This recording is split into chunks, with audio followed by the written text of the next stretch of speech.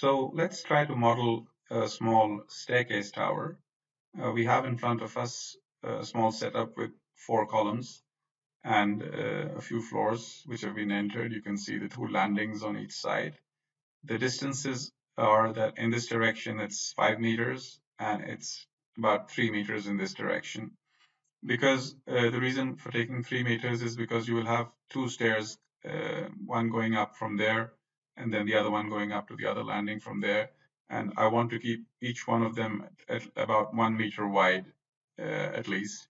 So keeping them 1 meter wide and also within the limits of this would require about a 3 meter depth in this direction. So let's start by modeling the stairs. So we don't have a special icon over here for modeling stairs, but we know that we have beam groups, and we can use use any one of these commands actually, then convert the beam group to a stringer.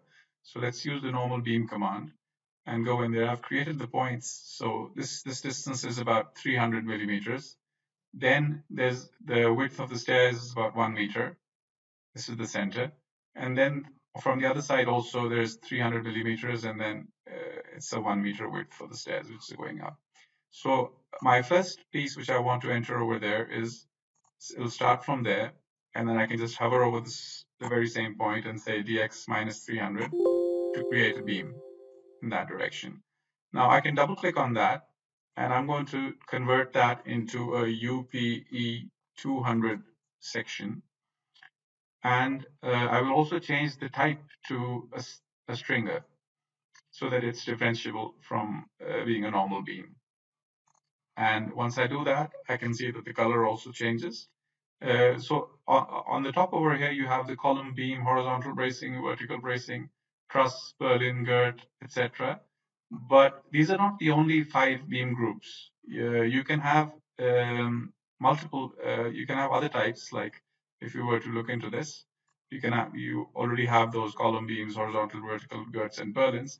But then you have trusses and stringers and handrails and column lacing and crane girders and all sorts of different types which you can use. So we're going to use the stringer type over here. Now, once I have this one, I can continue to enter the other one.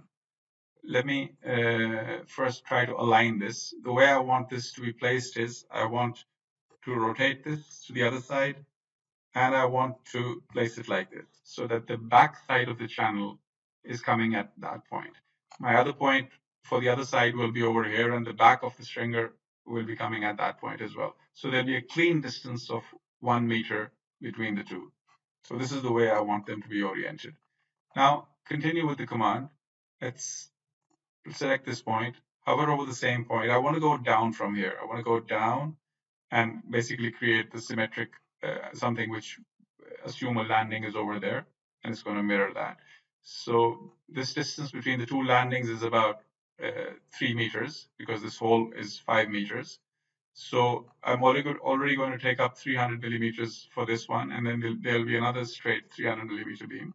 So my distance for that point, if I just hover over that and say enter, should be, if I use the direct entry method, I can say minus 2,400 from here in the x direction, 0 in the y, and in the z direction, I can go minus 2,500, which is the height of that floor. So when I do that, immediately this stringer is created, and there'll be a small piece coming out, and it'll be aligned with this landing over here. Now, what I can do now is I can select both of these, right click and say match elements, and select the first one, and immediately the second one becomes similar to the first one.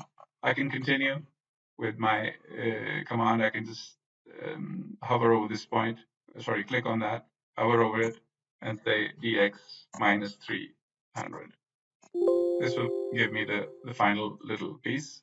I can select them again, use my match elements command, use this to be the main member, and my basic first side, or the right side of these staircases has been finalized. Now let me select all these 3 which I've just created, And I wanted the width to be 1 meter, and this is the midpoint. This is the midpoint. So um, let me just mirror it around this midpoint. So let me right click and say copy and say mirror and select this point and the corresponding point at the other side. Or maybe I should not work like that. It's a better idea to go to the floor, this section over here. And here I can see those midpoints more clearly, and it's always better to work in the plan view. So now that I have my three stringers selected, I can go to the plan view at 2500 millimeters. And remember that these are the 2 points. The other side will be over here, the other side of the staircase. And this is the center point. So all I need to do is just say copy special, mirror, select the center point to be the mirroring line, and say run. And when I do that, I can just make this bigger and come back and see that just like the back side of the channel was aligned with this point, similarly the back side of the channel is aligned with that point, and it's looking the other way, which is exactly the way I want it. Now I can continue by finishing this. What I can do is I can create the connections over here. So I have different options for that. I can use the beam to beam end plate connection. For example, I can use the stiffen end plate connection. I can use the fin plate connection, or I can even use the beam to beam angle cleat connection. So let me just quickly go through all of them. And so if I choose this as the main beam and I choose this to be the secondary one and right click, I immediately get an angle cleat connection over there. This is nice. This is okay. It's been coped, as you can see. The bottom flange and the top flanges have been coped. I can use this. It's okay, but I'm not going to prefer to use this. I'm going to undo that. We can also use the stiffen end plate, for example. I just select the main beam and the secondary stinger, and the stiffen end plate connection is created. Because of the channel, you only have bores on the inside and not on the back side. Once again, I can do that. This is fine. This is actually very nice. But I could also use my fin plate connection, for example.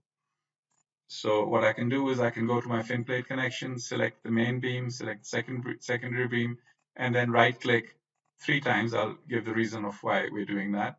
And once we're done with that, because the backside is taller than this one, we need to modify the parameters a bit. So I've got one saved for the stringers. I can just load them, apply them, and now I have a perfect fin plate on the backside. The reason we chose a UPE 200 profile over here is not necessarily because of statical restrictions. The reason actually has more to do with the stair treads, which are going to come over here, and they need a certain width. So using very small stringers, or say maybe statically, even a UPE 140 or 160 section might do. But normally with staircases, we tend to use slightly larger ones so that there's no problem with the treads. So this is another option which we can use, the fin plate option. It depends on us. Like I said, we can use any one of them. So let me continue by applying the same one to the other side. Right click 3 times and then calling the appropriate preset for that. Now I've chosen these to be my connections with the main beam because of ease of erection as well, and because also the loads are pretty small. These are not heavy loads. 2 bolts are more than enough to take whatever 20 people are standing on that staircase. Now, obviously, these two need to be fitted to each other. And for that, we have this fitting connection command over here. If I were to press shift and open it, there is the option of having 2 plates between the fitting, or a single plate, or no plate at all. So in our case, we don't want any plate between them. So we're just going to select the no plate option and then just choose these two. And as you can see, they've been fitted together. Over here also, we can select this two over here, and we can go to the bottom side, select them, and as you can see, they've been fitted to each other very conveniently. So at this point, basically, I'm ready to enter my treads for this staircase. And if I were to go down I have this command, the stringer holes command over here. The stringer holes command is actually used for both for creating just holes, but also for creating threads as well. Now, in industrial buildings, two types of threads are typically used. You can use checkered plate, folded checkered plates as threads, or you can use gratings, and it will depend on the projects. So let me just create some. Let me select the command, and what it asks you to do is select the two stringers. And the moment you do that, the steps are created, and they're created with certain defaults. And right now the default is the checkered plate option, and we can modify that from the inside. So the checkered plate option looks like something like this. That it's basically a folded plate which goes along the stringer. I can press M enter as always, and I can have my grating option as well. And I can press apply, and then the grating, this symbolizes the grating basically. And it also uses, if you go to the detailed option over here, you can have you can have pre-fed grating threads inside. So for example, here is a famous company.